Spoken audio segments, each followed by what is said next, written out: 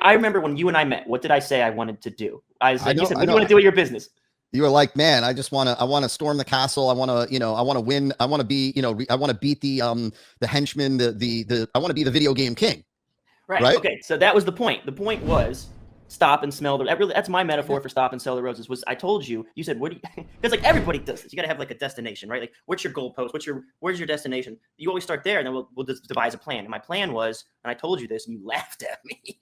Like I said, I want to be able to guilt-free. I wanted to, without any guilt, play video games for 5 hours straight. Right. Like no noise in the background in my head. No, what should I be doing right now? I want to get that's part of the system is the solution kind of mentality is I want to get everything to a point where it's all automated. It's all, we got people in place. And if I sat down and picked up a PlayStation or Xbox controller for 5 hours, so it could be the beach. It could be the beach. I could just disappear to the beach and drink a bunch of like, look, I think in all fairness, man, like, look, I think let me correct you and say that I didn't laugh at you. I laughed at your response. I found humor in it. But I think, look, for some people it is, I want to be able to go to the beach every day. I want to be able to surf every day. I want to be able to play tennis every day. And for others, it could be, I want to play video games every other day or every day, right? Or for hours a day. And I don't think, like, look, to each his own. Everybody's got what it is that they want to do at different points in their life. The question, as you know, was really coming from, I just want to know what you want so I can ensure that we get it for you, right? So that we can figure out like that, and so I don't think there's anything wrong with it. I think at the end of the day, man, everybody gets to choose how they want to live their life, as long as, right, here's the caveat, as long as they're not saying, I just want to be able to go out to dinner once a week and not have to look at the prices on the menu.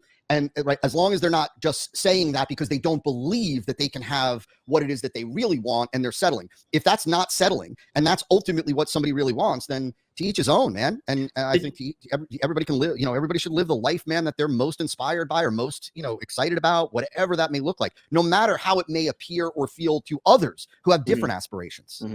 Did you and do you deal with imposter syndrome at any specific points? Sure, most definitely. I think that I would say that I've probably dealt with imposter syndrome my entire journey up until now. At points, there are times now, because that I have some level of imposter syndrome, and I think that you've got to realize that as you are on your journey, you're going to evolve. Right today, Kyle is known as one of the top copywriters, one of the best copywriting teachers and coaches out there. And so now you have you're at a different level. And so sometimes you can question, like, is that more about perception or is that reality? Is that more like, and so I think I think it's normal to always have some level of imposter syndrome. I think that there are fears, there are some fears that I have today that I didn't even have or that I didn't battle back then. And I wish is it too deep to share some of those? No, like in terms of business, I'll tell you that right now I am, when I release a campaign, a new offer, a new VSL or whatever it may be, you've got to remember that my stuff is under the microscope. And so it's not treated as just an ordinary campaign because now people are like, oh, this is Todd Brown, right? Now let's see, and so they'll pick apart the tiniest little thing because Todd Brown shouldn't be making this mistake or making this blunder. And so they'll rip it apart. So my stuff is under the microscope. And so that most certainly impacts my thinking and sometimes how soon do I pull the trigger? Like when I was coming up, I'm very much a believer in get it out, take action and get the freaking campaign out the door, man. We can always improve it. We can always fix it. We can always tweak it. Like, right. We can always split test against it, but get it out the door. I very much valued speed. Like it was all about going from idea to implementation and execution and done in the shortest time possible. Even if it wasn't the A+ version of what I could do, I was all about get it out the door, make stuff happen quickly. Today, I would say that I'm probably, even though my skills are substantially improved since years ago, I would say that I'm probably more gun shy today because of the fact that because our stuff is under the microscope and also because there's pressure in, performing even for my own team. So you got to remember, right? Like the team has this level of confidence in, Todd is the man. And I say that with quotes. Let's just, right. Todd is the man and he's going to bring us to the promised land. And so now if I release a campaign and it's average and it's not great, I'm like, man, what's the team going to think? Are they going to be like, dang, is he losing his touch? Is it over? Is the ride done? Is the Midas touch gone or whatever? And it's always like someone's waiting for you to fall off, or it feels at least internally like someone's like, you has he washed up? Has he lost his touch? Is it done? Is it over? Is it all? And so, the point is really the lesson for everybody is like, look, fears and concerns and anxieties, they don't go away. They just evolve. They change. And the reality is that I think, and this is an important lesson that, like the reality is that this is where and when, like you got to exhibit courage, and meaning that courage isn't the absence of fear. Courage is stepping forward in spite of fear. And so, right, I have to push myself to Todd, speed, get it out, right? Like it's okay if, there's, we get 10 messages today from somebody criticizing something, like meaning, you got to step out in spite of, fear. You got to take your foot off of first, man, to steal second. You know Isn't what I mean? It crazy too? With like the size of your list and audience and your reach at this point, I don't know if you go through this, you maybe, I don't know if anyone can get rid of it, but like I'm in a very similar position where first off, the stuff is under a microscope. I don't know why, but I have like a curse of like, well, the people reading this are fans of mine. I feel like everyone goes through this. And so all I got to do is say, hey, that thing that you've always been wanting or asked for, I did it. Here it is. And I don't put out a proper campaign. So my team and I are building those out more. You even, yeah. Well, you know what we talked about. Yeah. Well, what we talked about was really right. Like, look, if you're creating a back end campaign, right? Just to touch on marketing for 1 second.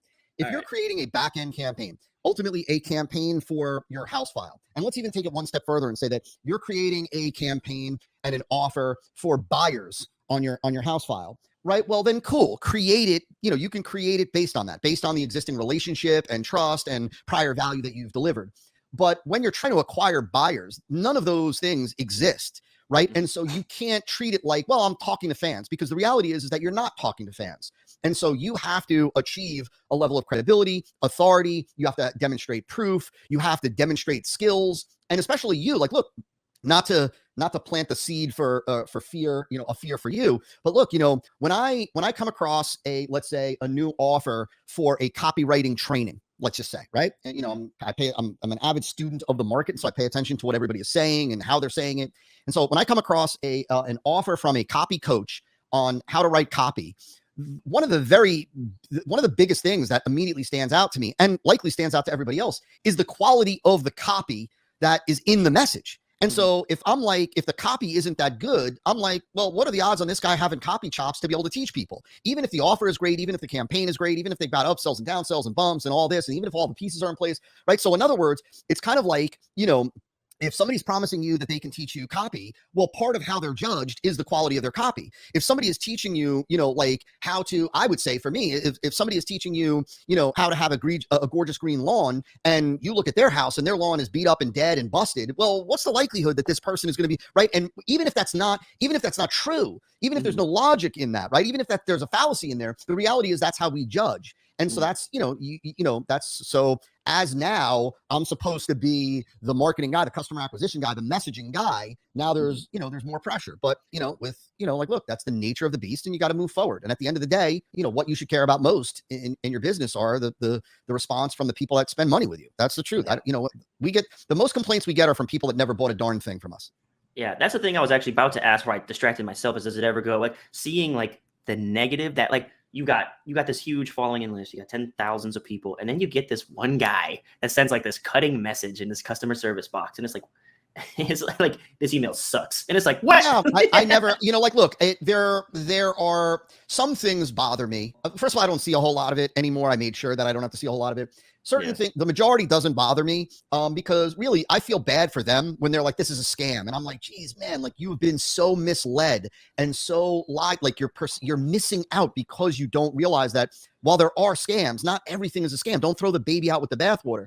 And so, most of the negative comments, like, I just feel bad for them when they're like, this is a scam. Sure. Yeah. Right. Blah, blah, blah. Or why would you share this if it was so good, and that kind of stuff. But the comments when people are like, that was poorly organized, or like, I think you could have done a better job of explaining X, that bothers me. Bothers me because it makes me feel like, right, they're not trying to attack me personally. They're not doing it out of, envy or anything like that. They're really just expressing a feeling that they had interacting with my stuff. And so sometimes it makes me question, could I have done a better job? Could I have gone even one step further to create a tool or a resource to make this even clearer for them? But look, dude, here's the reality. The reality is that not everybody's going to like you. right? Your job isn't to get everybody to like you. Part of marketing is attracting and repelling at the right. In order to attract a certain, you've got to repel, certain.